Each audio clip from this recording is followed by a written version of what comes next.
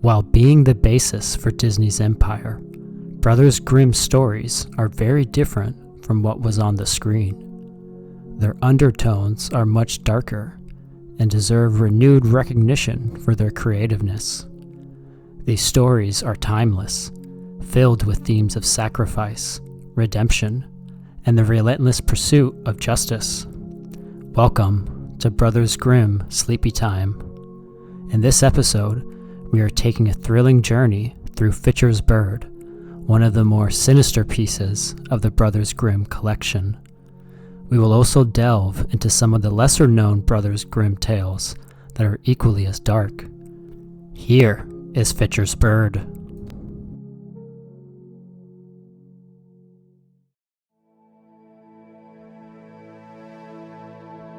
The forest that encircled the village had always been thick with shadows. It was the kind of place where whispers clung to the trees like spiderwebs, and mothers told their children to stay close to the hearth at night. Travelers spoke of a wizard who haunted those woods, taking the form of a frail, wandering beggar. His target was always the same: young women, lured into his clutches, never to be seen again. The village called him Fitcher, though no one knew his true name. His legend persisted like a sickness, growing darker with every new disappearance. In a small cottage at the edge of the woods lived a man with 3 daughters. These girls were known throughout the village for their beauty, but also for their kind hearts.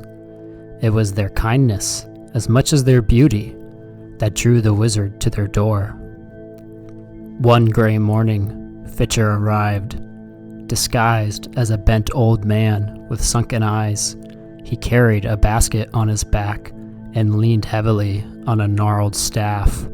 He knocked on the door with a trembling hand, his voice rasping as he begged, "Crumb of bread for a starving traveler." The eldest daughter, a golden-haired girl named Leslie, answered. Her heart ached for the frail figure before her. Without hesitation, she reached for a slice of bread and stepped outside. But the moment she placed it in his hands, his eyes gleamed unnaturally. His touch, ice cold, gripped her wrists.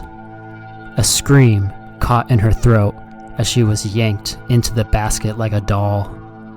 Leslie vanished into the forest, the wizard's long strides carrying him away before anyone in the house could notice. When Leslie awoke, she was in a room unlike any she had ever seen.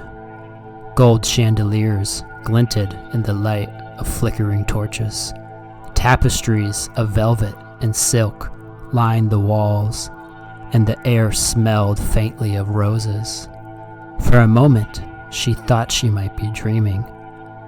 Then, she saw him, the wizard, no longer hunched and frail, but tall, his shadow filling the room. His eyes, dark as coal, studied her with an intensity that made her blood run cold. "Welcome, my dear," he said, his voice smooth and sweet, like poisoned honey. "You are my guest now. Everything in this house is yours, and I will give you whatever your heart desires. You will live here in splendor, and you will be happy." She stared at him, terror knotting in her stomach. "What do you want from me?" He only smiled. "To love you, of course." For days, the wizard was kind to her. He brought her jewels and silken gowns.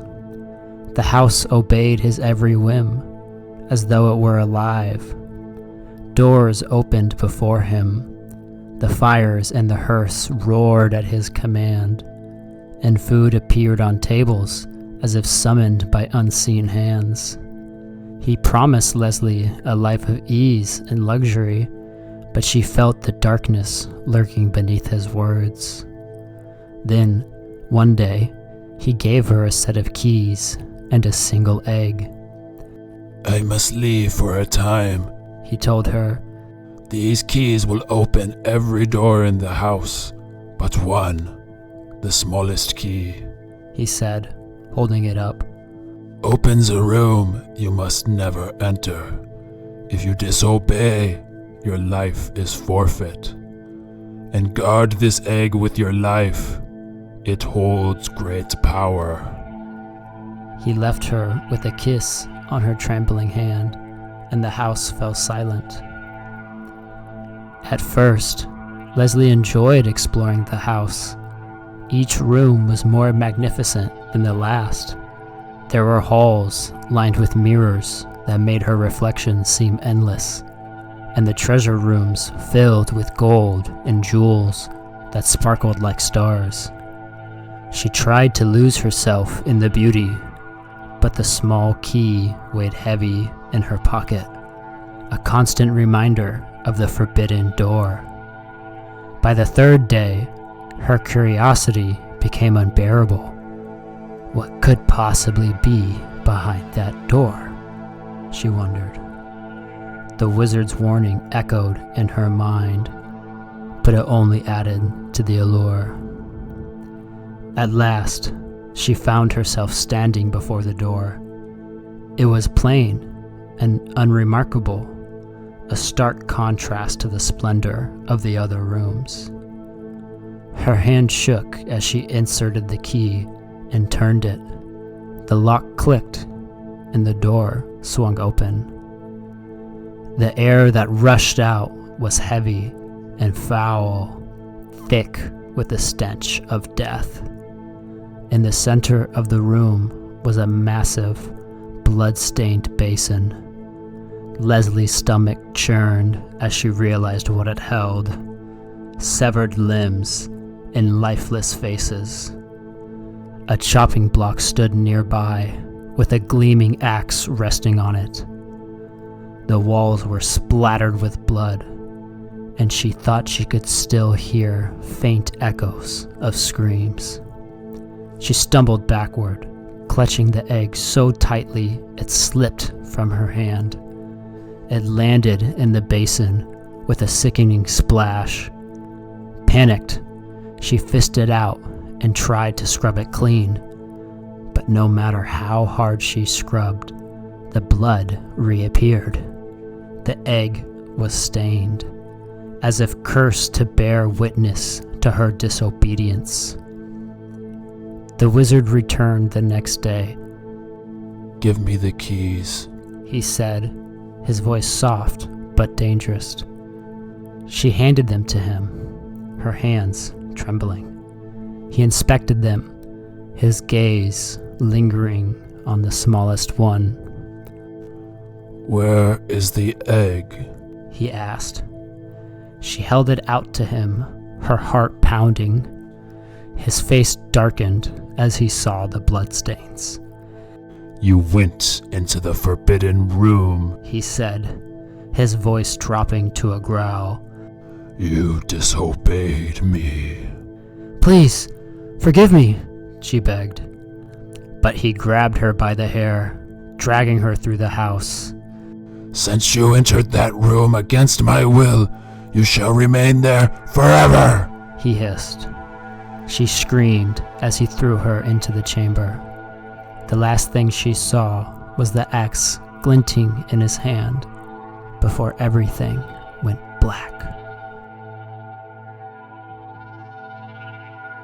Days later, the wizard appeared at the cottage once more, his basket strapped to his back.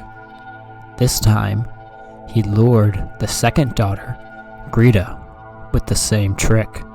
She, too, was captivated by the house's splendor, but like her sister, she could not resist the forbidden door.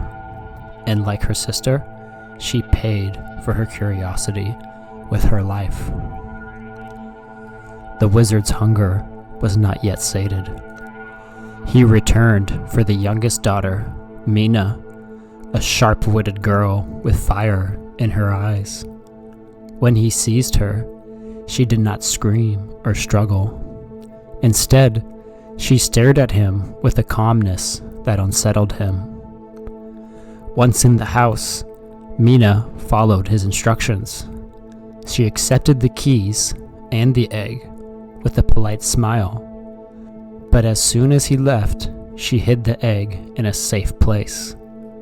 Then, armed with the courage and determination, she unlocked the forbidden room. Her breath caught in her throat at the sight of the grisly remains. But her horror deepened when she recognized her sisters among the mangled bodies. Tears streaming down her face, she began to gather the limbs, placing them together as if assembling a puzzle. As she worked, the air in the room seemed to shift. A faint warmth spread through her hands, and the pieces began to knit themselves together. Her sisters' eyes fluttered open, their breaths ragged but alive. "Mina," Leslie whispered. "he'll kill you." "Not if I kill him first," Mina replied. When the wizard returned, Mina presented the clean egg and keys. "I have obeyed you," she said with a smile. He looked over, searching for any sign of treachery. But the egg was spotless, and she met his gaze without flinching. "You are clever," he said. "You shall be my bride." Mina pretended to agree. She insisted, however, that he deliver a basket of gold to her parents as a wedding gift. He reluctantly agreed. While he prepared for the journey, Mina hid her sisters in the basket, covering them with gold coins. Before he left, she warned him, "I'll be watching from the window. If you rest or falter, I'll know." The basket was heavier than he expected, but he dared not defy her. Each time he paused to catch his breath, one of the sisters called out from the basket, "I see you resting. Keep going." Believing it was Mina, he continued until he delivered the basket to their parents. Meanwhile, Mina prepared for the wedding. She invited the wizard's friends to the feast, but her preparations were far from ordinary. She adorned a skull with flowers and placed it in an upstairs window, where it appeared to be watching the festivities. Then, she coated herself in honey and feathers, transforming into a strange, bird-like creature. As she fled the house, the guests arrived, marveling at the macabre decorations. The wizard, seeing the skull in the window, assumed it was his bride. By the time he and his guests realized the truth, it was too late. Mina's family, alerted by her sisters, stormed the house. They set it ablaze, trapping the wizard and his monstrous companions inside.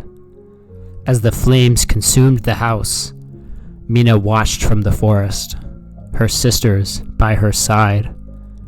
The wizard's screams echoed into the night, but she felt no pity. Justice had been served.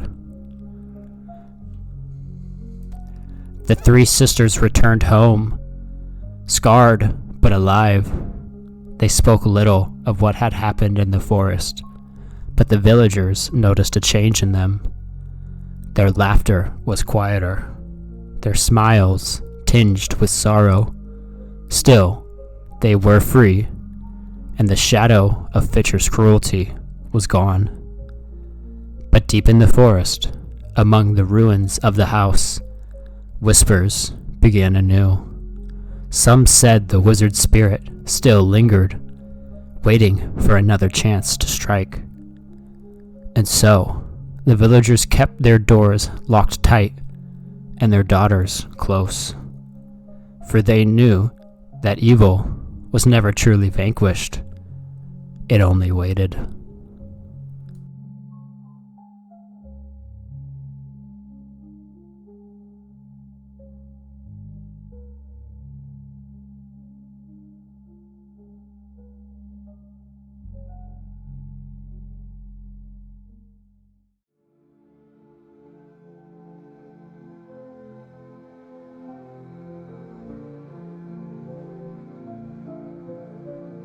Another, equally terrifying Brother Grimm fairy tale is The Girl Without Hands. While not as gory as Fitcher's bird, it is equally as dark. The Girl Without Hands has remained almost equally as unknown as Fitcher's bird. Strap in for another horrific Brothers Grimm tale. The miller's life had been a slow descent into ruin. Once a proud man, with fields that thrived and a mill that turned from dawn to dusk, he now stood in the shadow of his own misfortune. His mill's stones were cracked, its gears rusted.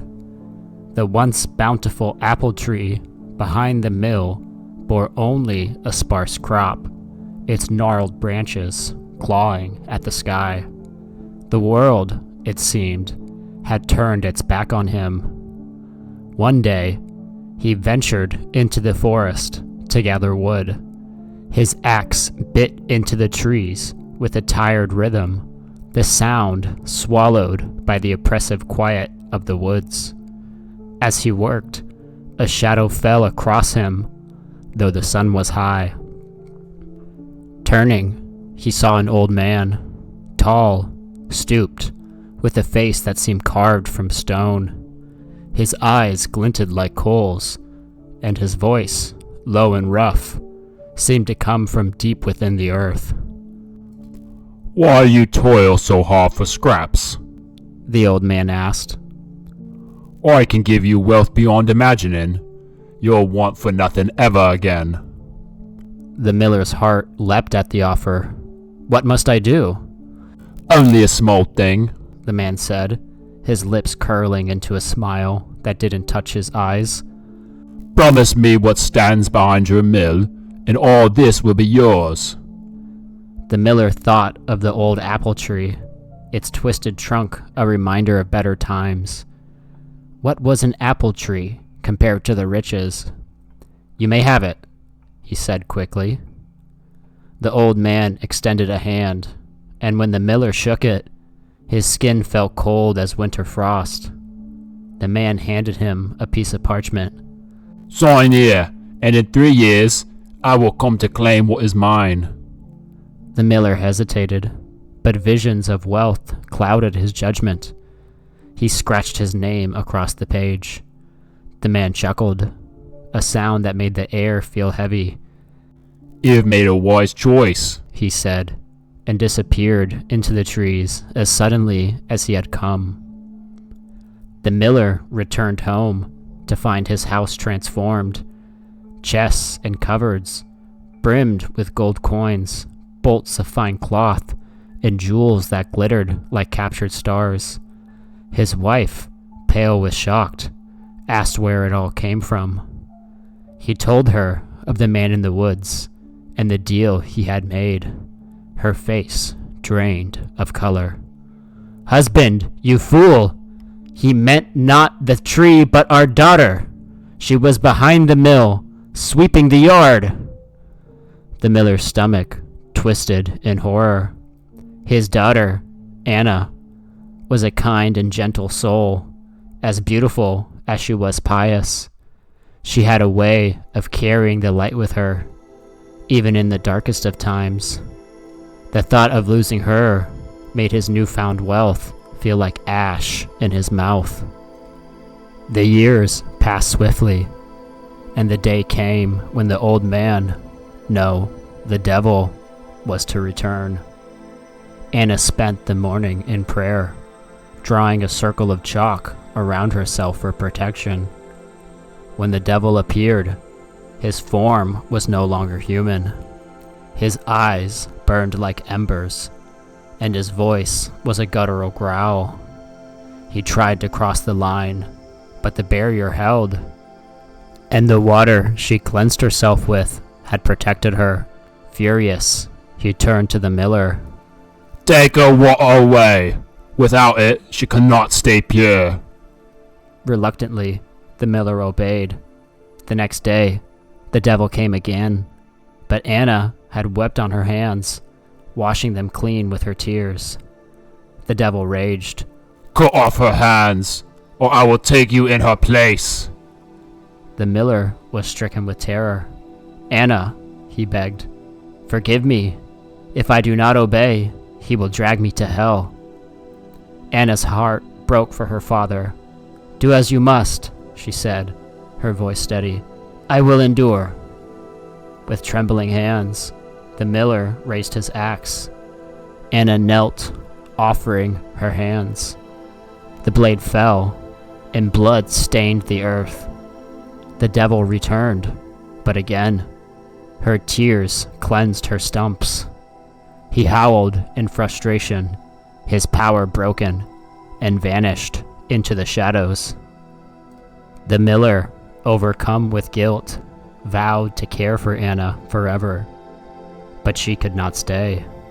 Father, this house is a place of sorrow now. I will go into the world. God will provide for me. She bound her arms and left at dawn, walking until her legs ached and her feet bled. At nightfall, she came to the edge of a royal garden.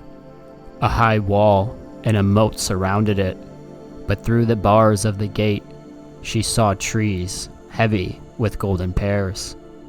Hunger gnawed at her, but she could not reach the fruit. Falling to her knees, she prayed.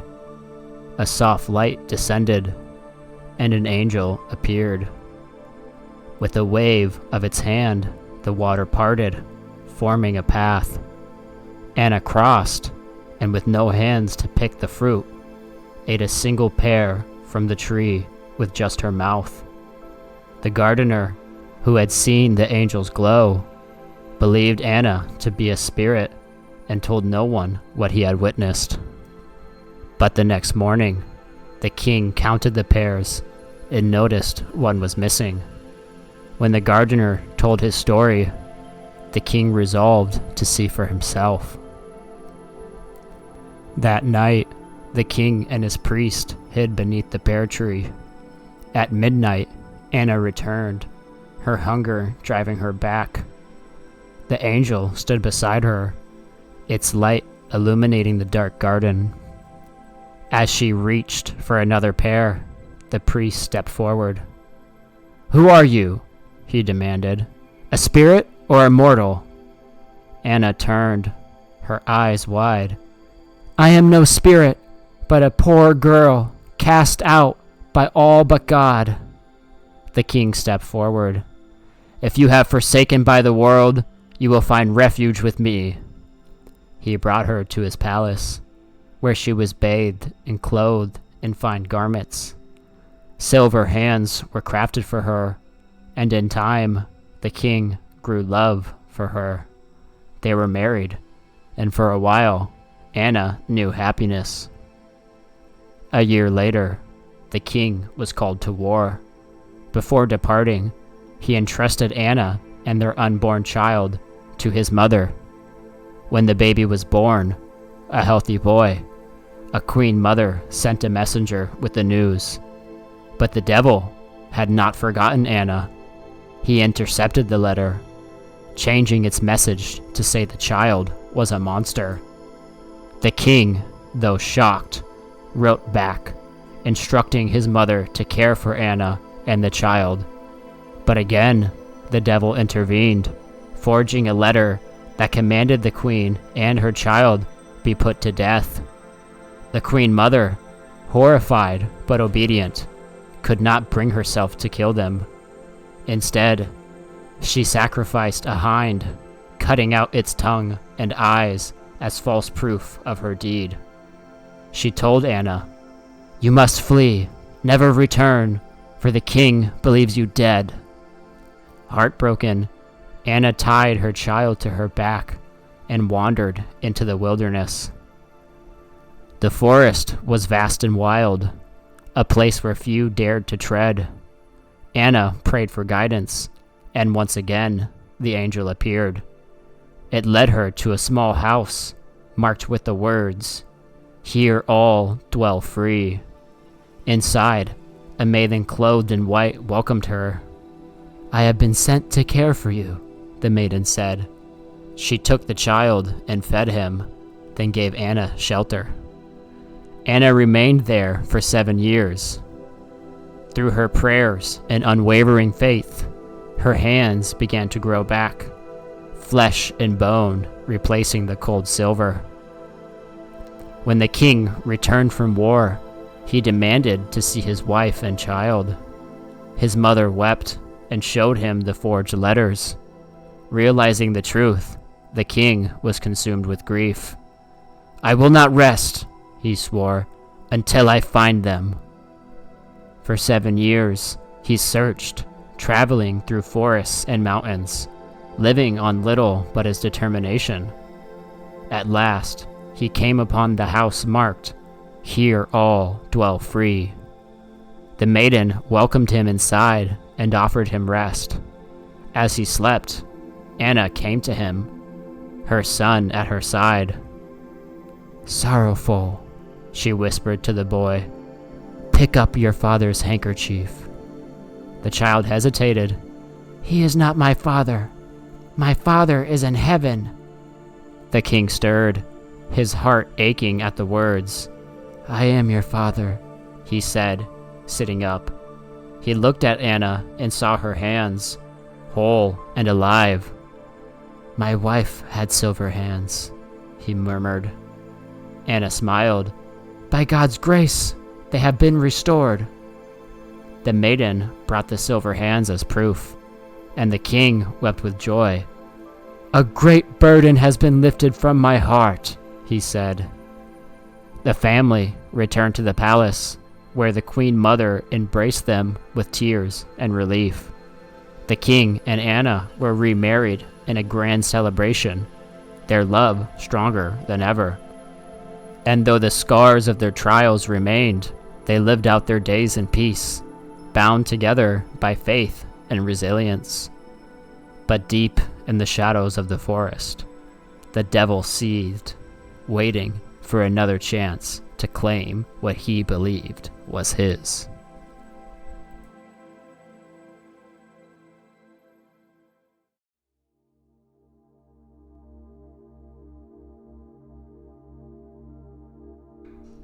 Our next story is known by 2 names. Some know it as the almond tree, others the juniper tree. Either way, it has haunting and tragic elements within. You may start to notice a pattern with the Brothers Grimm fairy tales being mainly about family, betrayal, and close kin ties. This next story is no different. Here is the Juniper Tree. Long ago, in a time when the world was quiet and the skies seemed closer to the earth, there lived a wealthy man and his beloved wife. Their home, nestled in the shadow of a stately juniper tree, was filled with love and laughter, except for one great sorrow. Though their hearts yearned for a child, none came. They prayed fervently, their days marked by hope and nights by whispered pleas. One cold winter morning, the wife stood beneath the juniper tree, an apple in her hand. Snow blanketed the earth, a pristine white that stretched as far as the eye could see. As she sliced the apple, her knife slipped, and blood beaded on her finger, falling in vivid drops onto the snow. The sight stirred something deep within her. She murmured, her voice trembling, if she could only have one child, as red as blood and as white as snow. At that moment, a strange peace settled over her heart. She felt her wish had been heard. As the months passed, the seasons shifted, and her hope blossomed alongside the world around her. By the 5th month, the juniper tree filled the air with a heady fragrance, its branches lush and thick. By the 9th month, her longing was fulfilled. She gave birth to a son whose skin was as white as snow and lips as red as blood. But the price of her joy was steep. Her happiness overwhelmed her, and as she held her newborn son, life slipped from her body like a sigh. The grieving husband buried his wife beneath the juniper tree, its boughs swaying gently as though to comfort him. The days passed, and though his sorrow was deep, time wore it smooth. Eventually, he married again, seeking companionship in the arms of another. The second wife bore a daughter named Marjorie, a bright and spirited child. The man loved both children deeply, but his new wife's heart was not as kind. Though she doted on her daughter, her stepson stirred dark thoughts within her. He was a constant reminder of her husband's former wife, and her jealousy festered like an open wound. She could not look at the boy without resentment clawing at her heart. The boy, sweet and gentle, bore the brunt of her hatred in silence. She scolded him for imagined slights, pushed him into the shadows of the home, and delighted in his suffering. His only solace was the juniper tree, where he often sat and dreamed of his mother's arms cradling him once more. One day, as the wife and Marjorie prepared supper, the little girl turned to her mother, asking if she may have an apple. The wife opened a chest and revealed a plump, rosy apple. She handed it to Marjorie with a smile, but the girl hesitated, asking if her brother should have one too. The mother's smile faltered. An idea, dark and sharp, rooted itself in her mind.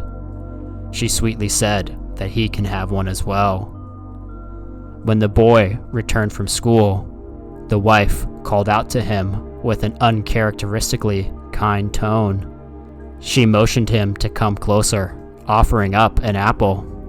Startled by her gentle voice, he hesitated and agreed, but asked why she was looking at him so strangely. She ignored, leading him to the chest, telling him to take one for himself. The boy leaned into the chest, his small hand reaching for the apple. In that moment, she slammed the heavy lid down with all of her strength. The sound echoed through the house. His head rolled from his shoulders, coming to rest among the apples, staining them red. The wife's breath came in short, panicked gasps as she stared at the lifeless body. For a long moment, she stood frozen. Then a wicked resolve took hold.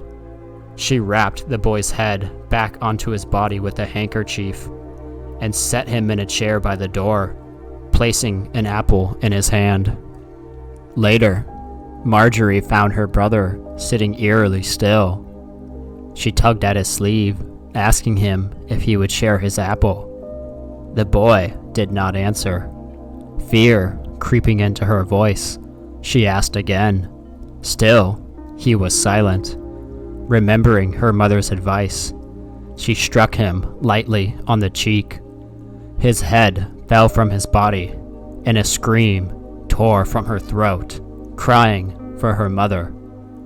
Marjorie stumbled into the kitchen, saying that she didn't mean to knock his head off. The wife grabbed Marjorie by the shoulders, shaking her, telling her to hush.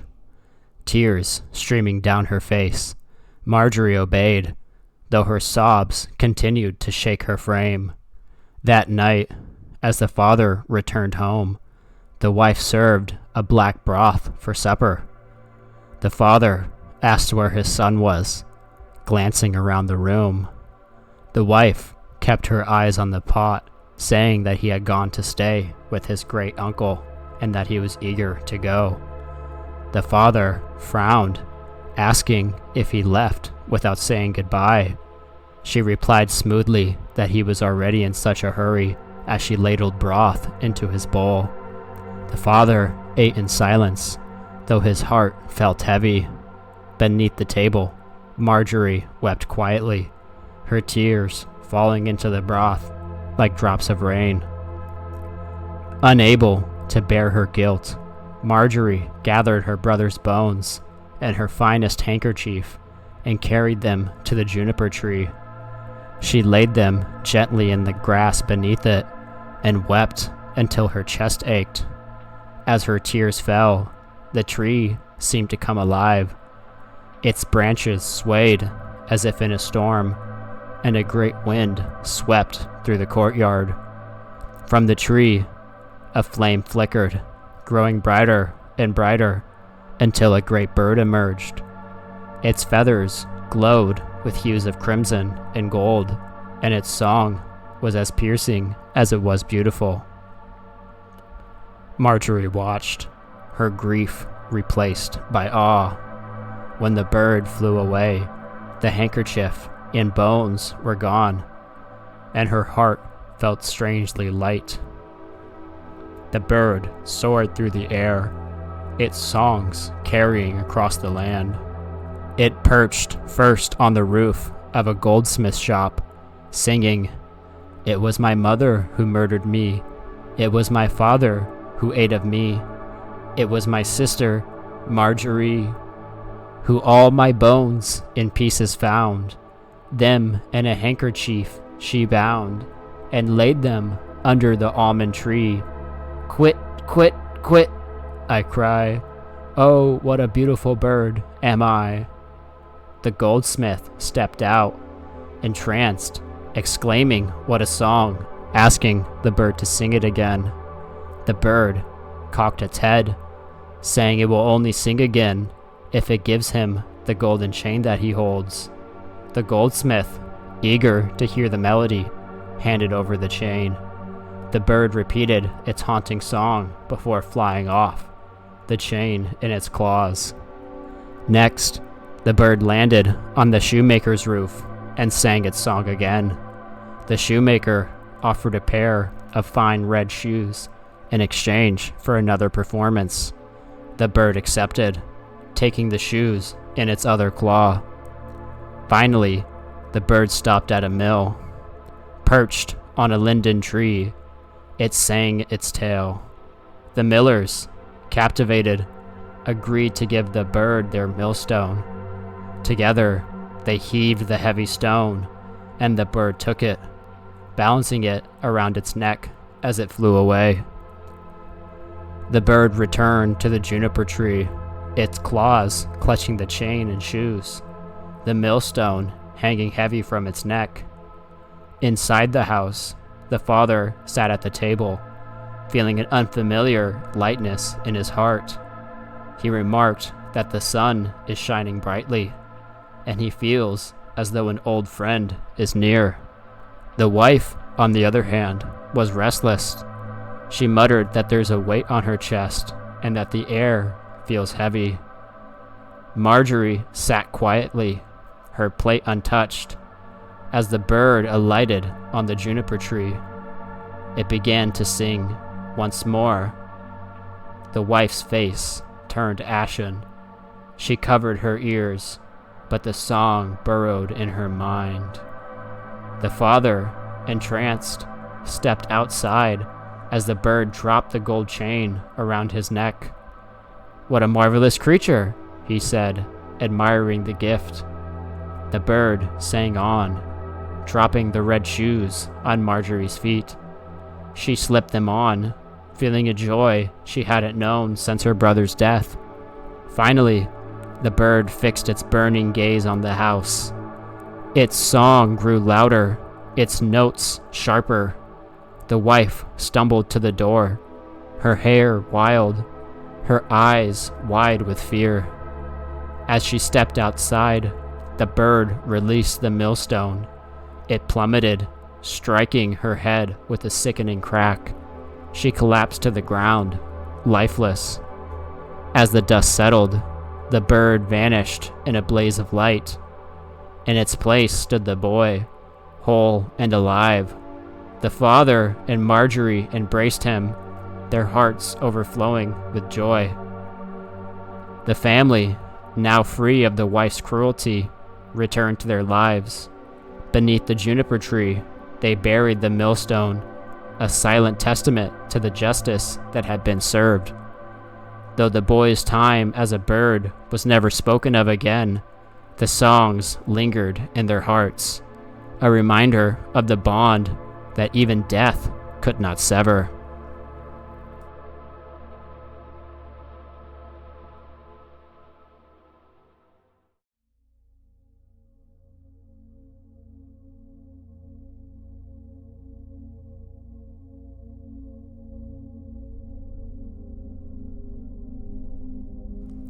Keeping with the theme of family and betrayal, our next story tonight is called The 12 Brothers. Brothers Grimm really seem to try to have at least one family member be beyond evil. Join us in our final story of tonight, The 12 Brothers. Once, in a distant kingdom, ruled by a powerful king and his gentle queen, happiness flourished within the castle walls. The royal couple was blessed with 12 sons, each a mirror of their parents' noble strength and grace. Yet, beneath the surface of this idyllic family, a shadow stirred, one that would soon consume their lives. One evening, as the queen rested, carrying within her the weight of her 13th child, the king approached her.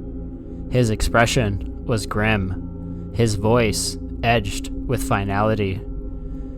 "If the child you bear is a girl," he said coldly, "our sons must die.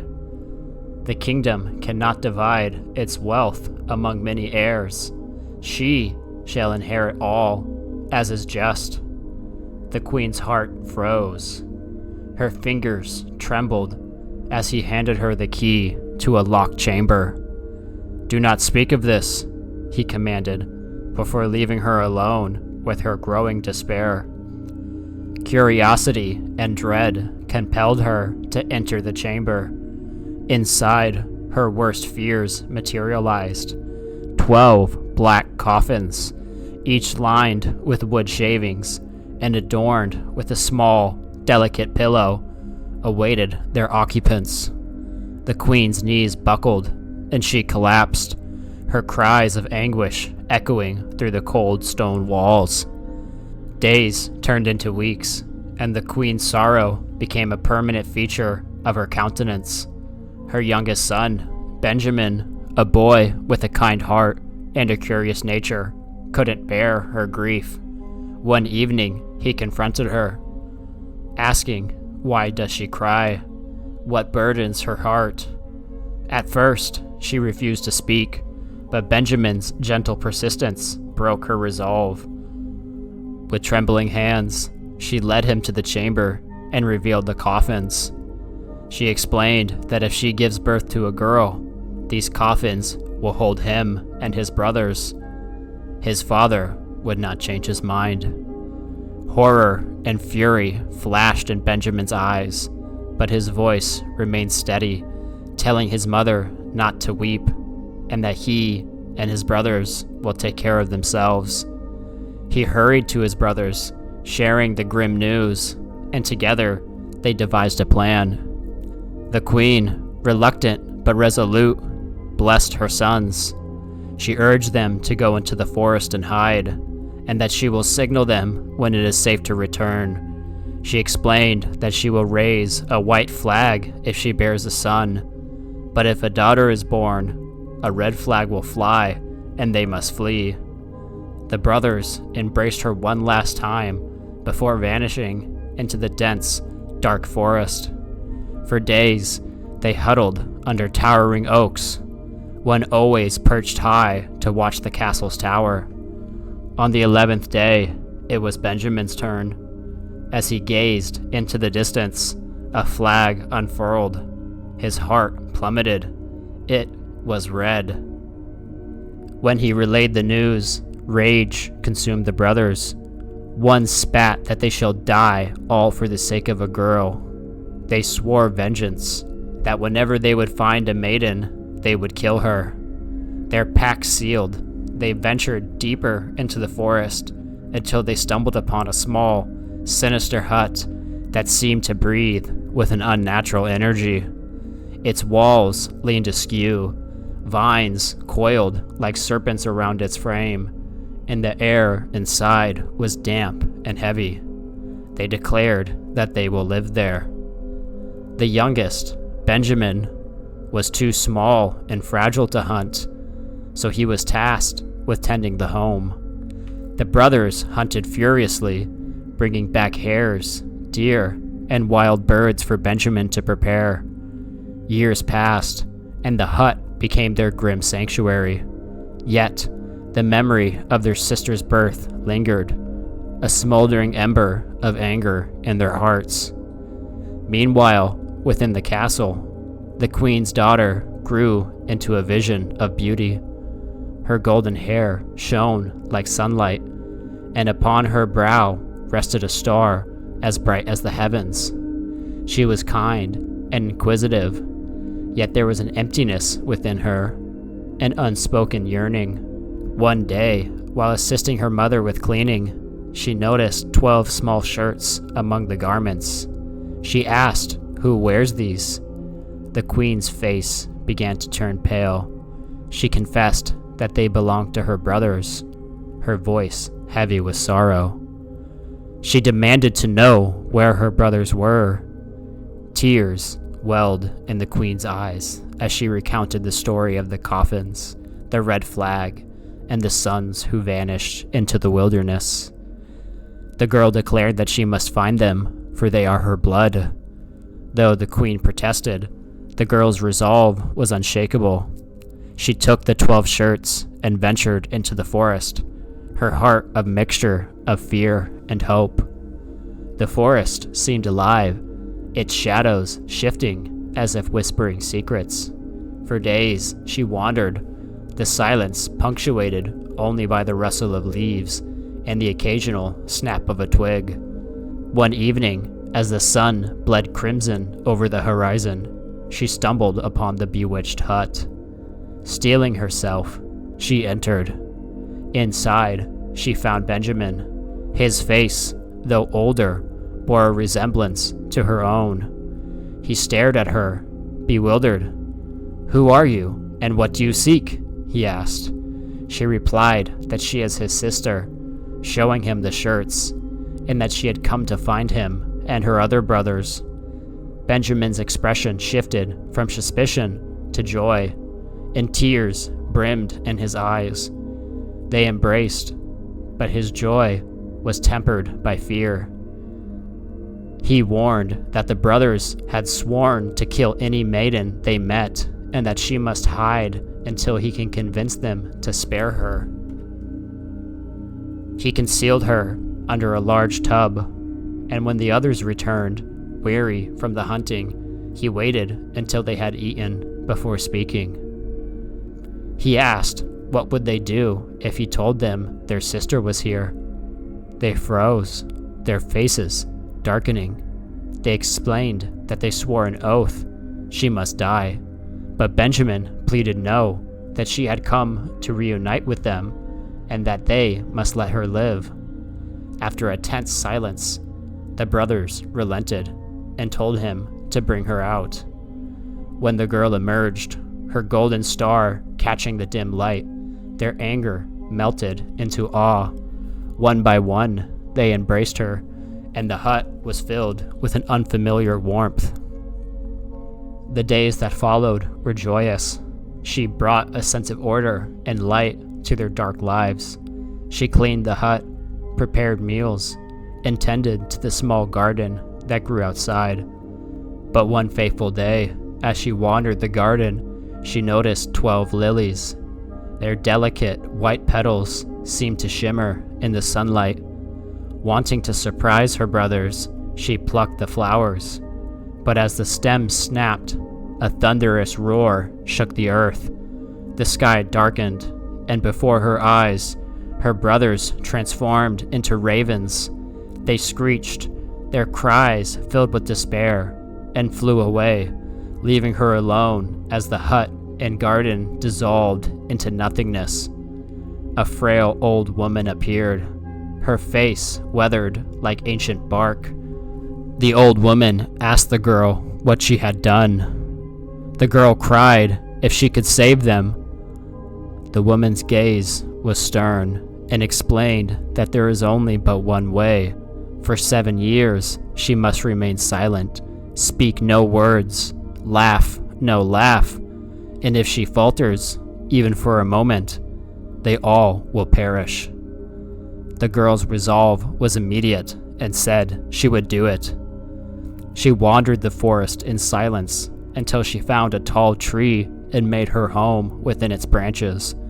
Seasons changed, and her solitude grew heavier, but she remained steadfast. One day, a king, hunting in the woods, noticed her. His hound barked furiously at the base of the tree, drawing his attention upward. When he saw her, he was struck by her beauty. He called for her to come down. She did not reply, but nodded faintly. Enchanted, he climbed the tree and carried her down. Though she neither spoke nor smiled, he brought her to his castle and made her his queen. For years, they lived in a fragile happiness. Her silence was a mystery, but her beauty and grace endeared her to the king. However, the king's mother, a cruel and jealous woman, began to sow seeds of doubt. "She is no queen," she whispered. "She is a witch. Why else would she remain silent?" Her words poisoned the king's mind, and suspicion grew. Finally, he succumbed to his mother's venom. The silent queen was sentenced to death. A great fire was built in the courtyard, and the queen was bound to the stake. The king watched from a window, tears streaming down his face. At the last moment, as the flames licked at her dress, a deafening sound filled the air.